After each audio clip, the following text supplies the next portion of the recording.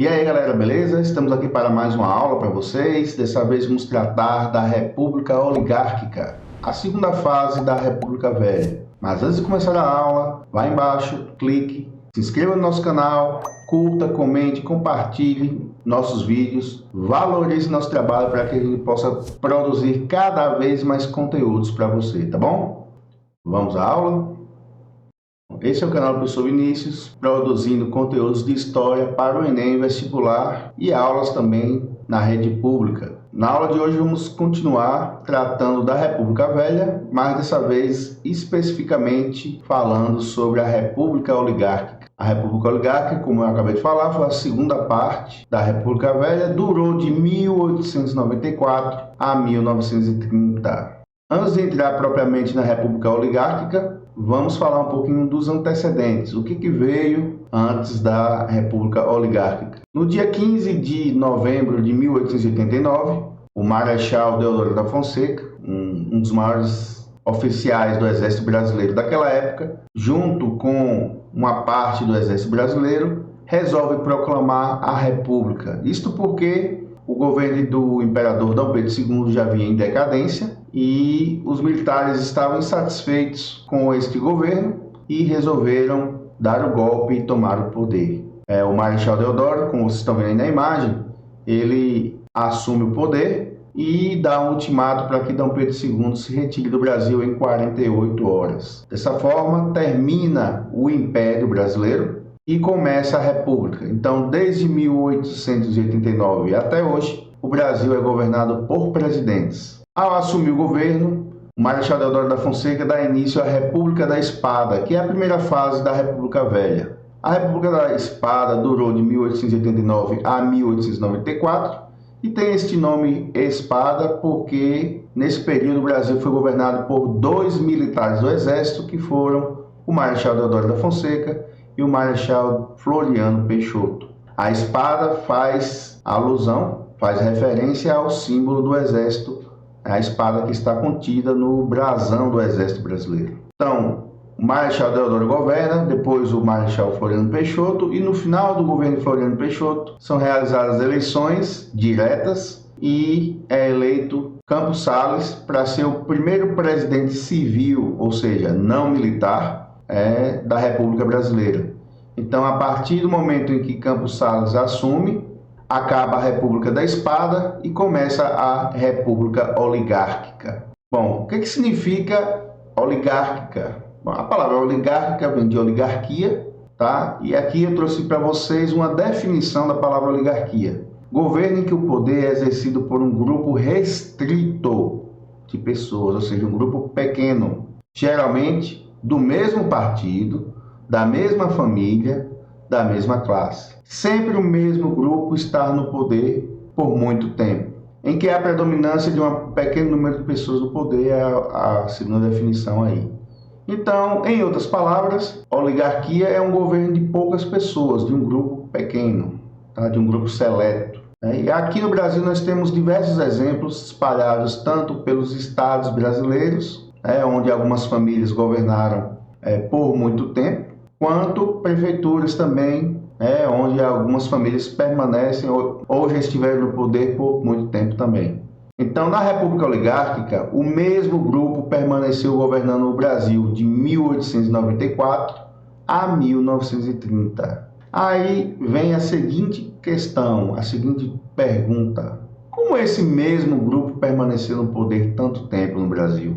Tá? Como é que eles se revezavam no poder, mas sempre estavam ali? Se vocês forem considerar, de 1894 a 1930 são 26 anos seguidos o mesmo grupo no poder. Por isso que se caracteriza como oligarquia. Bom, o que acontece esse mesmo grupo permanecia no poder graças à força do coronelismo. O coronelismo é o poder que os coronéis exerciam sobre a população. Bom, para quem não se lembra de aulas passadas, lá em período regencial, nós vimos que foi criada a Guarda Nacional, onde o Império Brasileiro, na época, nomeava fazendeiros das várias regiões do país para serem coronéis da Guarda Nacional. Então, o objetivo de transformar esses fazendeiros em coronéis da Guarda Nacional era que eles tomassem conta da sua região, que eles policiassem sua região. O Império acabou, mas os coronéis continuaram existindo durante toda a República Oligárquica. E como eu acabei de falar, eles exerciam um grande poder sobre a população. Tá? Ele era o líder político local. Então, esse poder que ele exercia sobre a população era através da pressão, da violência, tá? E também da troca de favores. E tudo isso era útil na época da eleição, porque o coronel, como liderança política regional, ele pressionava os eleitores de sua região a votar em seus candidatos. Isso fica bem evidente na imagem inicial que eu coloquei aqui do vídeo, e eu trago aqui novamente para vocês, aí embaixo, quando vocês veem o coronel com o seu capanga armado, exigindo que o capanga vote no seu candidato, que no caso ali é ele mesmo, tá bom?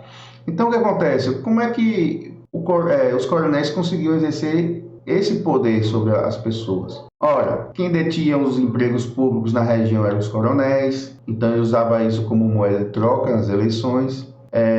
Como a população era muito pobre, sobretudo no interior do Nordeste, esses coronéis ajudavam com remédio, ajudavam com um saco de sementes para as pessoas plantarem, ou seja, práticas que existem até hoje, inclusive, onde uma liderança usa do seu poder para angariar votos. E naquela época da República Oligárquica ainda tinha um agravante, é que o voto era aberto, ou seja, as pessoas falavam para o mesário em quem iam votar. Então o coronel, ele deixava seus capangas próximo da sessão eleitoral para que as pessoas se sentissem coagidas a votar no candidato dele, ou seja, pressionadas. Então, dessa forma, os coronéis é que ditavam como seria a eleição. Então, ele era a base de toda essa estrutura que mantinha o mesmo grupo no poder, ou seja, uma oligarquia. Então, como exemplo, o coronel ele fazia muitos conchavos nos seus estados, né? Esses conchavos, ou seja, essas alianças, essas negociatas políticas no seu estado, em sua região. O mesmo grupo permanecia no poder nos estados graças à ação dos coronéis. Então veja como é que funcionava. O governador, ele iria sair, terminar o seu mandato e queria votos para o seu candidato para que o mesmo grupo permanecesse no poder. Então o governador do estado, ele procurava a força política regional, que eram os coronéis. E aos coronéis, o governador dava verbas e, junto com o coronel, inaugurava obras. Então, isto aumentava o prestígio do coronel, que iria atrás do eleitor, fazer a troca de favores e pressionar os eleitores através da violência para que o eleitor desse os votos para o candidato do coronel. E assim, o novo governador era eleito, do mesmo grupo, o que caracterizava uma oligarquia, ou seja, o mesmo grupo permanece no poder. Tá? Da mesma forma que isso acontecia nos estados, reelegendo governadores do mesmo grupo, também acontecia a nível nacional, na chamada política dos governadores. O que foi a política dos governadores? Era um acordo entre o governo federal e os governadores para manter o mesmo grupo na presidência do Brasil. Então vocês vão olhar aqui, é basicamente a mesma estrutura que eu mostrei nos estados, só que agora a nível nacional. Então como é que funcionava? O presidente estava terminando seu mandato, procurava o governador do estado, ou os governadores dos estados. Dava ao governador as verbas e inaugurava obras. O governador procurava as lideranças regionais, que era o coronel, ou os coronéis. Também dava verbas e inaugurava obras, empregos, enfim. E o coronel ia atrás dos eleitores, conquistar o voto através da troca de favores ou então impondo através da violência.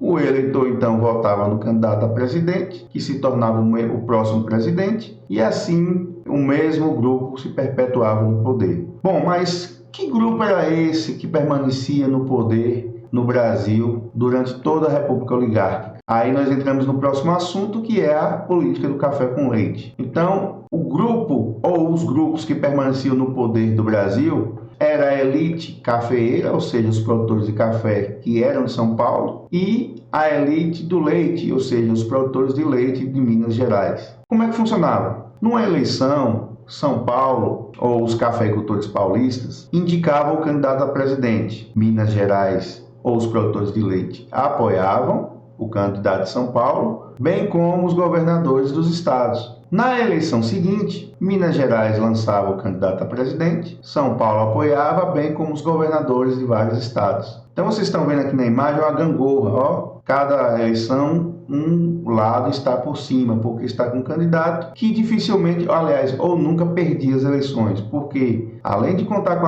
a força dos coronéis, as fraudes eleitorais eram grandes, certo? Então o que acontece? O mesmo grupo permaneceu no poder durante esses 26 anos da República Oligárquica, sendo os cafeicultores ou os produtores de leite, ou São Paulo ou Minas Gerais, tá bom?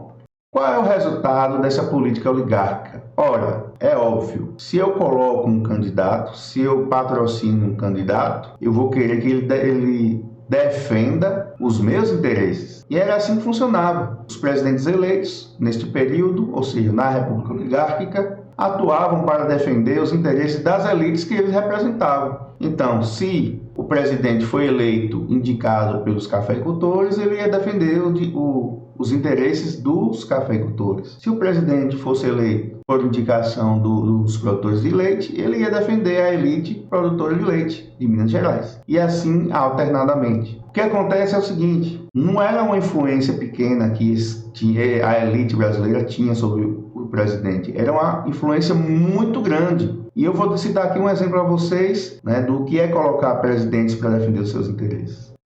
Em 1906, ocorreu uma grande safra de café, ou seja, produziu-se muito café. Quando tem um produto, tem muito no mercado, a tendência é que o valor dele caia. Os produtores do café ficaram no prejuízo porque produziram demais e o valor do café caiu. Então eles se reuniram na cidade de Taubaté, no interior de São Paulo, e realizaram o chamado Convênio Taubaté, onde eles tinham como objetivo fazer com que o governo comprasse o excedente do café na mão deles, ou seja, que o governo usasse o dinheiro público para comprar o café que sobrou. Porém, em 1906, o presidente Rodrigues Alves já estava no fim do seu mandato, não quis assumir essa responsabilidade, mas o presidente seguinte, que foi Afonso Pena, assinou o Convênio Taubaté e começou a comprar o excedente de café dos produtores,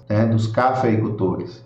Ora, em vez de os cafeicultores diminuir sua produção para valorizar o café, não. Produziram muito e colocaram o governo que comprasse o que sobrou. O governo comprou esse café excedente, essa sobra, e queimou o café para que não ficasse muito no mercado e o preço tornasse a cair. E aí foi tão escandalosa essa decisão que foi feita várias críticas em jornais, inclusive uma charge que mostra os cafeicultores sugando dinheiro público, como vocês podem ver aí na charge, eles bombeando o dinheiro da União, ou seja, o dinheiro do governo federal, o dinheiro público, para poder atender os seus interesses, tá? Mas olha, isso não vai ficar por aí, porque de tanto governarem para si mesmos e esquecerem a população, o Brasil vai enfrentar diversas revoltas durante a República Oligárquica, justamente por causa do abandono que o governo federal promovia à população mais pobre. E aí, galera, espero que tenham gostado da aula. Na próxima aula vamos falar sobre as revoltas da República Velha e eu conto com sua presença aqui no canal, tá bom? Mas antes de sair, vai embaixo, clique no botão, se inscreva no nosso canal, curta, comente e compartilhe nossos vídeos para valorizar o nosso material e a gente produzir cada vez mais conteúdos para você. Até a próxima!